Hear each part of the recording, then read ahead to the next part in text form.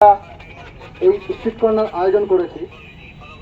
এখানে বলার কিছু নেই, আমরা ট্রাফিক গার্ডের পক্ষ থেকে অবিরাম যেটা প্রচার করে চলেছি যে ট্রাফিকের যে নিয়ম কানুনগুলো রয়েছে সেই নিয়ম কানুনগুলো অতি অবশ্যই আমাদেরকে মানা উচিত, এবং রাস্তাঘাটে যখনই আমরা চলবো অন্য কেউ যদি সেটা ভঙ্গ করে আমরা চেষ্টা করব তাদেরকেও বোঝানোর।